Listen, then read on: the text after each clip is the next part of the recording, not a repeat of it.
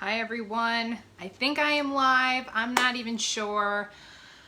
I wanted to come on here yesterday and I did. I made a video for all of you, but I couldn't get it to post. I tried for 3 hours to post to Facebook this video, and for the life of me, I could not figure it out. I'm not a video person.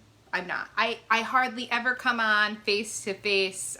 Those of you that know me from my WordPress and Patreon platforms, and I'm comfortable writing, blogging, behind the scenes. I'm not so comfortable in front of the camera, but I said, you know what, this week I gotta get uncomfortable. I gotta get comfortable being uncomfortable, and that's part of this journey. So, you know, I wanted to come on here and touch base with you all. We are still in May, Mental Health Awareness Month. We had a lot of tumultuous events this week, including the school shooting in Texas, and I think that we are all just shattered and numb at the same time, and it's just a weird, awful feeling to have to navigate and sit with without any sort of action or end in sight.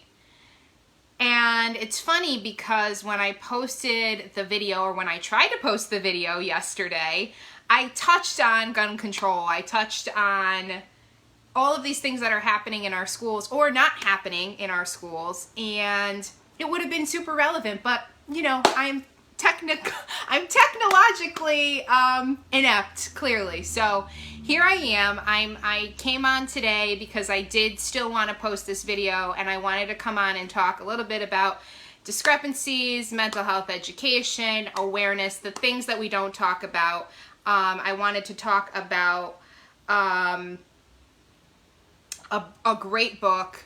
I wanted to talk about addiction, healthy relationships, and just kind of anything that comes to mind. So for those of you that don't know me, my name is Alexis Christie. I am a mental health educator, as well as an advocate for mental health awareness and just sort of everything that falls under the human condition, right? Life loss, emotional regulation, stress management, addiction, recovery, you name it, I go there. I address it. So I'm live today, and last week, if any of you have kept up with my work, I posted a video where I was speaking about my story and a mental health crisis that I battled with through my high school years. And I just kind of wanted to give a raw look at what it can look like, because mental health looks different in everyone, and it's not limited to diagnoses. It's not limited to bipolar and schizophrenia and depression and anxiety. We are all connected in some way through mental health, because we all have the capacity for the human condition. We all have the capacity to feel pain and experience trauma, and we all have things in different ways, and it affects our development. So I wanted to come on here and touch and expand a little bit on that, especially as it pertains to addiction, because in my story, I did share that I struggled with an eating disorder for 4 years. And although that is not substance abuse or substance use disorder, it is still relevant in the realm of addiction, just as shopping or gambling or technology addiction would be, as sex and love addiction would be. And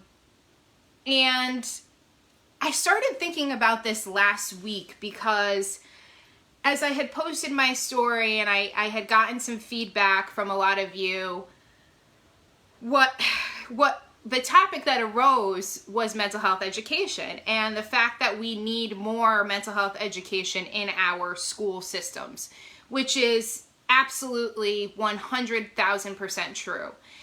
And the thing that usually comes up is like, okay, well, we'll create a course and we'll talk about depression and anxiety and mental health related disorders, which is great, fantastic. We should absolutely do that. But while we do that, let's address the rest of the population that is just all connected through mental health, right?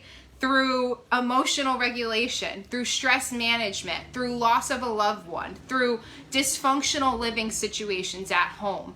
You know, we can't expect our children to go to schools and feel like they can focus on standardized testing and you know, subjects that we put in front of them if they don't have a stable place to sleep at night, and we're not addressing that.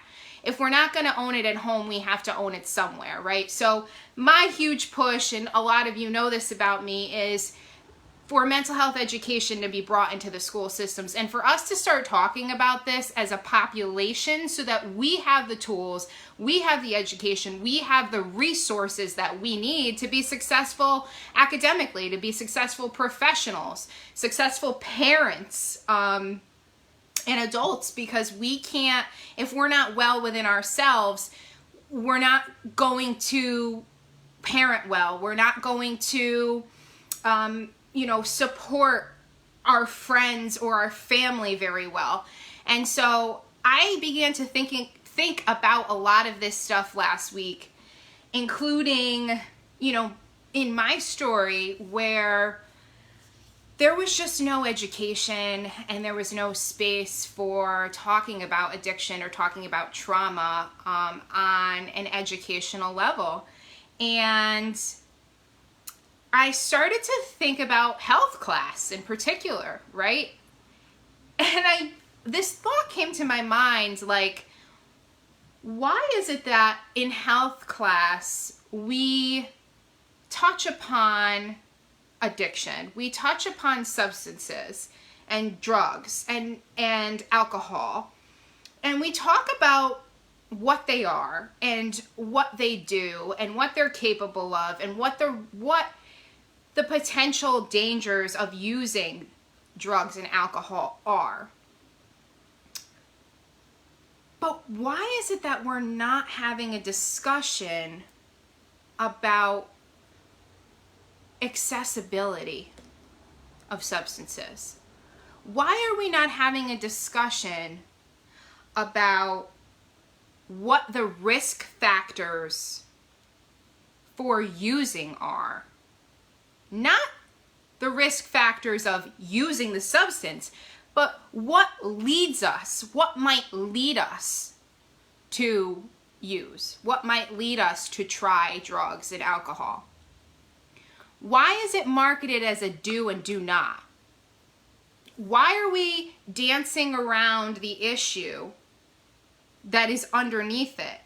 It's the same thing with guns and guns in schools and guns in our country. It's the same thing with bullying. It's the same thing, you know, with kind of anything that shows up as a physical manifestation in our lives,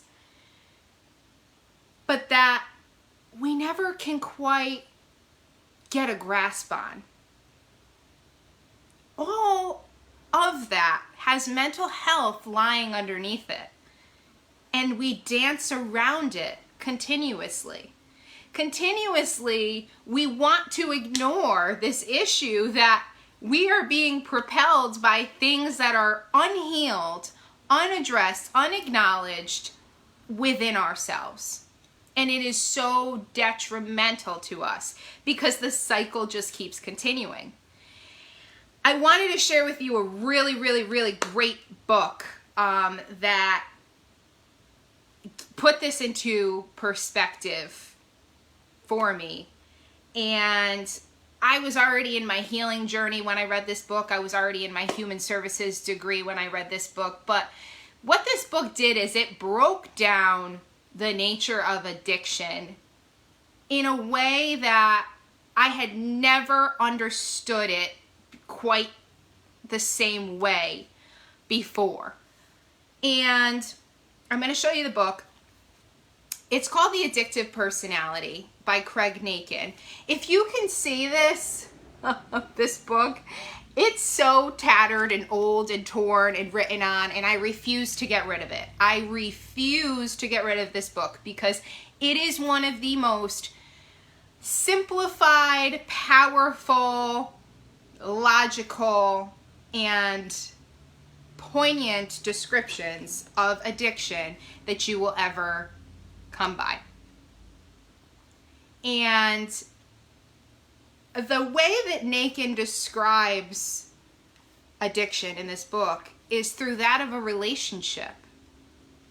He basically says that, you know, our use of drugs or alcohol, our use of sex, our use of love, our use of shopping, of gambling, is just a relationship. And we have 4 major relationships in our life. Our relationship with self, our relationship with loved ones, our relationship within our community or the larger community, and our relationship with a higher power.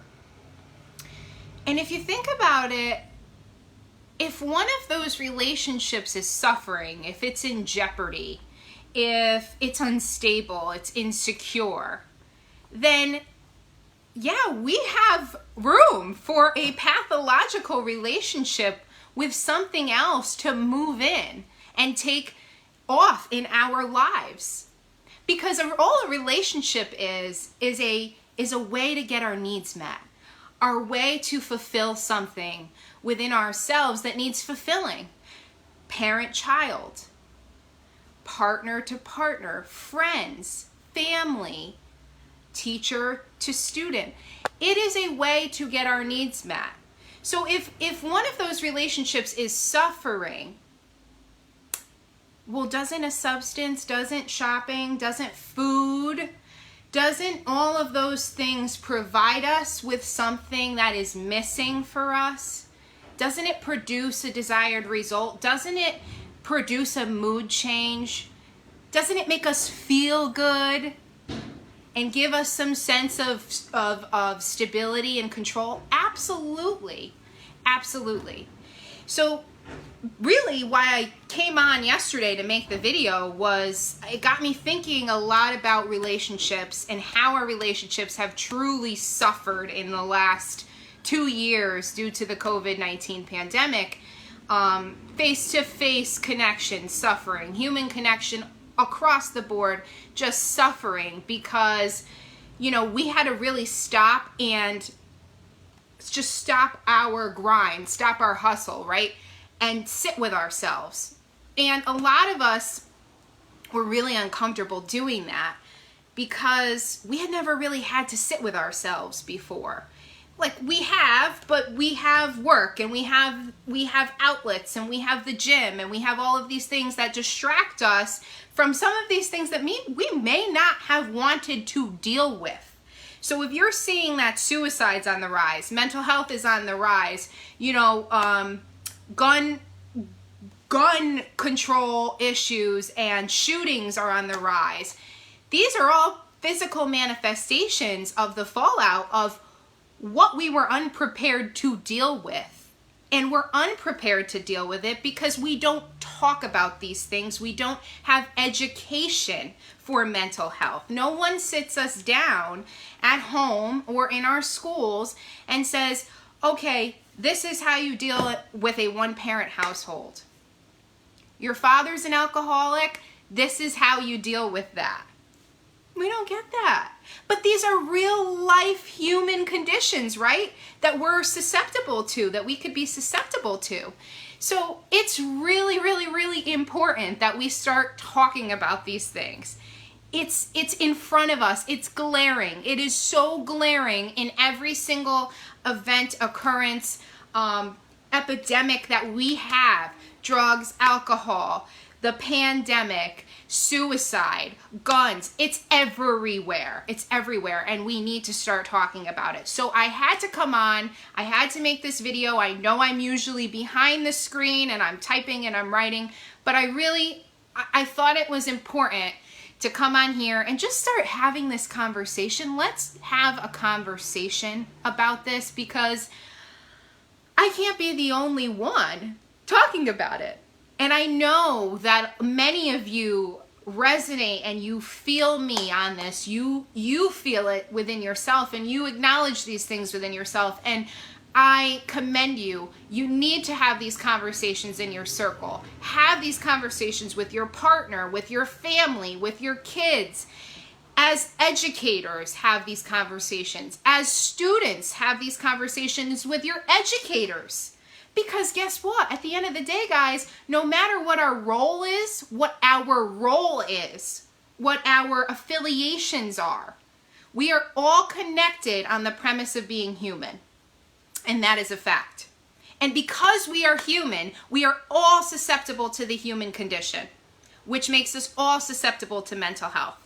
So it cannot be categorized over here in a separate space. It has to be inclusive to who we are as people and in the human experience. So I got on my soapbox a little bit, but I needed to come on and I was determined to make this video yesterday, and Mercury retrograde was just like, nope, we're not doing it. So I'm going to leave you with those thoughts. I encourage you to explore the relationships in your life with self, with community, with your loved ones, with a higher power, and with mental health. What comes up when you think mental health? Are there stigmas? Are there biases? Explore that and challenge yourself a little bit, because as you know, I will keep writing about the discrepancies and the education and the awareness as it exists in our society, but it is so, so, so important, because it starts and ends with all of us. It starts and ends with you. You have to do this work in your own world, in your own self, in your own circles. So I've said enough. I am going to get going. I hope to be making more of these videos. I would love to do lives. I would love to do videos if I can figure them out. But until then, again, this is called The Addictive Personality. It's by Craig Nakin. You could find it on Thrift Books for like $3 or $4. It is a fantastic book, whether you are struggling with an addiction or not, whether you know someone struggling with an addiction or not. It doesn't matter. Every single human being can get something out of this book. So I highly, highly, highly recommend. Get it. Let's talk about it. Let's start talking about mental health. I love you guys. Thank you for joining if you joined the live. And otherwise, I will see you later.